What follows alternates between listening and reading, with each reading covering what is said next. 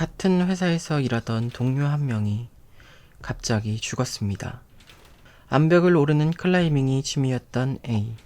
저와는 아주 가까운 사이였어요.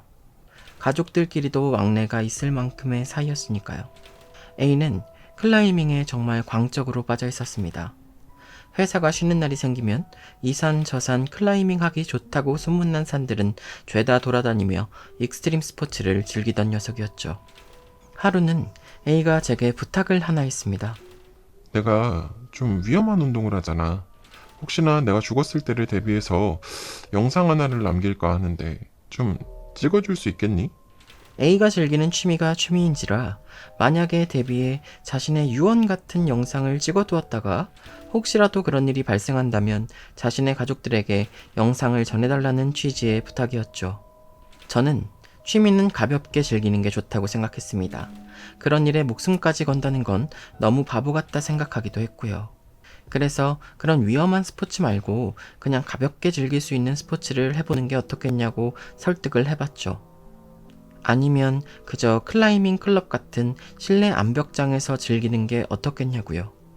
하지만 클라이밍은 자신의 유일한 낙이고 삶의 이유라며 그걸 그만두는 건 생각해 본 적도 없다며 펄쩍 뛰는 A를 더는 말릴 수가 없었습니다. 야, 찍어주기 싫으면 그냥 찍어주기 싫다고 해. 왜 그만두라고 그러면서 사람을 그렇게 귀찮게 구냐? 됐어. 다른 사람한테 부탁하면 돼. 서운함을 숨기지 않고 드러낸 채 퉁명스럽게 말하는 A. 저는 그런 A의 부탁을 들어주기로 결심했습니다. A의 와이프 또한 A의 위험한 취미생활을 알고 있었고 그걸 탐탁치 않아 했기에 영상 촬영을 A의 집에서 진행을 했다가는 등짝을 얻어맞고 쫓겨날 게 분명했습니다. 그래서 혼자 사는 저의 집에서 촬영을 진행하기로 결정했죠. 그렇게 제 방 흰 벽을 배경으로 의자에 앉은 A가 카메라에 대고 말하기 시작했습니다. A입니다. 이 비디오를 보고 있다는 건 내가 죽었다는 뜻이 되겠네요. 사랑하는 나의 아내, 그리고 내 딸, 지금까지 너무 고마웠고 내 이기적인 취미 때문에 모두에게 폐를 끼치게 된 점 정말 미안해.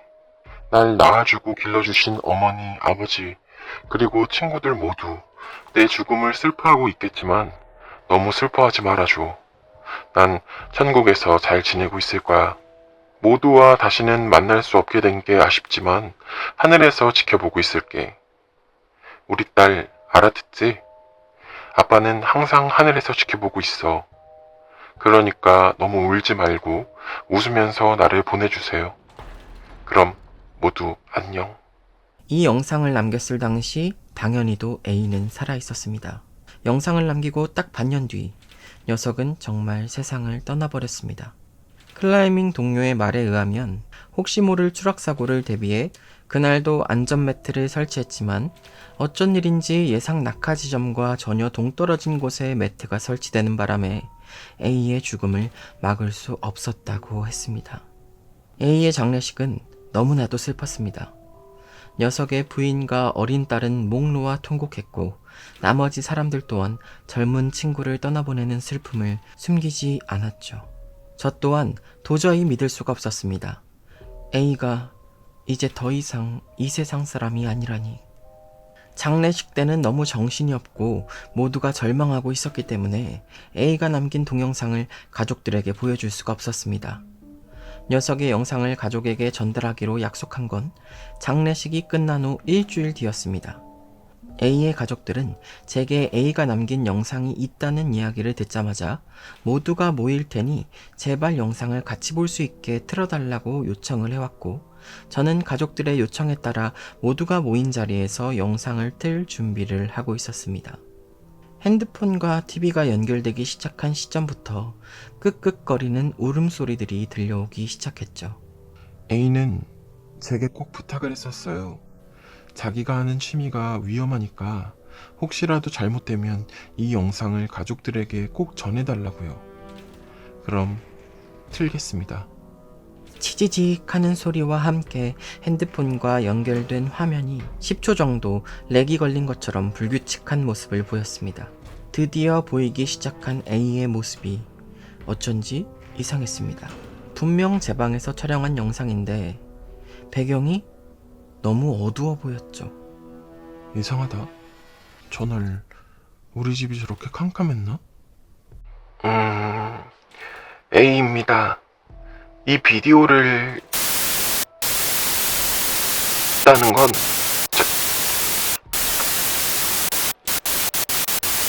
듭니다. 사랑하는 나의 아내 그리고 내 딸 지금까지 공무원 A가 말하는 소리에 불규칙한 잡음들이 섞여서 말을 알아듣기가 힘들 지경이었습니다. 치지직하는 잡음이 심해져 영상을 지켜보던 가족들의 표정도 어두워지기 시작했죠. 날 낳아주고 길러주신 어머니 아버지 그리고 친구들 모두 내 죽음을 슬퍼하고 있겠지만 너무 슬퍼하지 말아줘.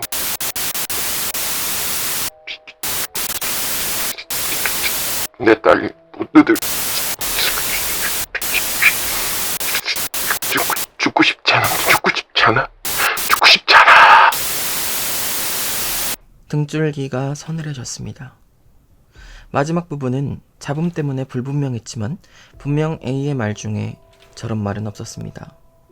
단마디 비명 같은 소리와 함께 제 귀에는 또렷하게 들린 죽고 싶지 않아. 게다가 화면이 툭 하고 꺼지기 바로 직전에는 어두운 팔이 쓱 하고 A의 팔뚝을 잡아채 끌어당기는 모습이 확실히 보였습니다. 이 영상을 본 후 가족들은 모두 큰 소리로 울부짖기 시작했고 녀석의 부인은 제게 달려와 대체 무엇을 보여준 거냐고 왜 이따위 영상을 보여주냐며 제 멱살을 쥐고 흔들었습니다. 모든 가족들이 제가 A와 장난으로 이런 영상을 찍었다고 생각하고 있는 것 같았어요. A의 아버지는 크게 화나신 모습으로 곧 저를 한 대 때릴 것 같은 그런 제스처를 취하셨지만 다행히 녀석의 동생이 A가 이런 영상을 장난으로 찍을 일이 없다. 그리고 그런 영상을 굳이 왜 제가 가족들한테 보여주겠냐 하며 말려준 덕에 최악의 상황은 모면할 수 있었습니다. 하지만 저는 제가 맞는 거 혹은 가족들에게 원망을 사는 것보다 분명 함께 찍었던 그 영상이 어째서 내용이 뒤바뀌어 있는 건지 마지막에 A를 끌어당기는 어두운 팔은 무엇인지가 더 기괴하고 소름 끼쳤습니다. 저는 그 길로 핸드폰을 들고 자주 드나들던 절로 향했습니다. 절에서 벌벌 떠는 저를 본 주지스님은 제 핸드폰 속 영상을 보자마자 이건 우리 절에서 할 수 없는 일입니다. 대신 이곳에 가보시죠. 라며 당집 한 곳을 소개시켜 주었고 저는 버선발로 그곳을 향해 달려갔습니다. 어허, 아주 대단한 걸 물고 오셨구만. 저를 노려보는 무당이 손을 뻗어 제 핸드폰을 채가더니 그 속에 A의 영상을 보고는 혀를 끌끌 차대며 말했습니다. 이놈, 완전히 지옥으로 끌려갔어. 무슨 사연인지는 몰라도 네 친구 죽을 걸 알고 있었어.